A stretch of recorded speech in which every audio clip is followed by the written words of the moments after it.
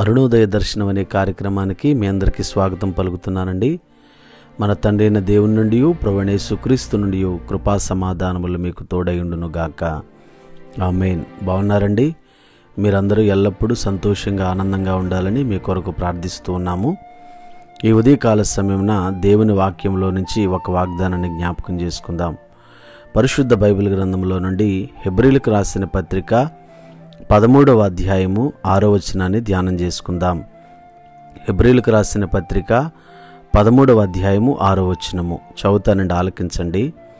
కాబట్టి ప్రభువు నాకు సహాయుడు, నేను భయపడను, నరమాత్రుడు నాకేమి చేయగలడు అని మంచి ధైర్యముతో చెప్పగలవారమై ఉన్నాము. దేవుని బిడలారా, దేవుడు ఈ ఉదయకాల సమయన చక్కటి మాట చేత మనల్ని ఆదరిస్తున్నాడని నేను తలుస్తున్నానండి.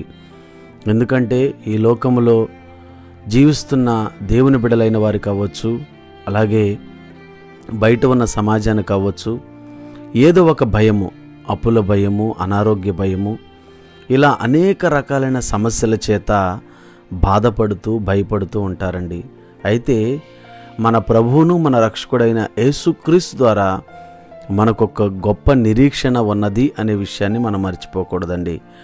బైబిల్ గ్రంథంలోనంటండి 365 సార్లు భయపడకుడి అనే మాట ఉందంట.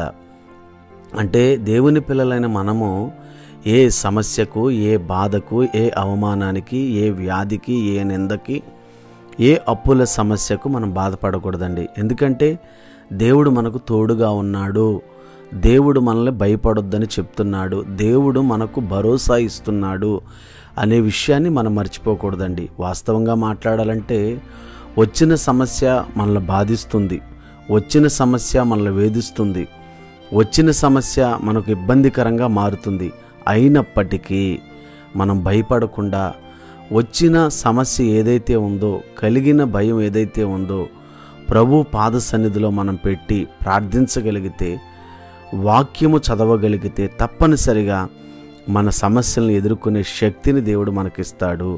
కాబట్టి నరమాత్రుడు మనకేమీ చేయలేడు. వాస్తవంగా చెప్పాలంటే మనుషులు శాశ్వతమైన ఆదరణ మనకు కలిగించలేరండి, మనుషులు శాశ్వతమైన బాధ నివారణ మనకు కలిగించలేరండి. కానీ మన కష్టాన్ని, మన బాధను, మన వేదనను ప్రభు పాదాల ముందు పెట్టగలిగితే తప్పకుండా దేవుడు సహాయం చేస్తాడు. కాబట్టి ప్రభువు మనకు సహాయకుడు, మనం ఏ విషయంలో భయపడే పని లేదు.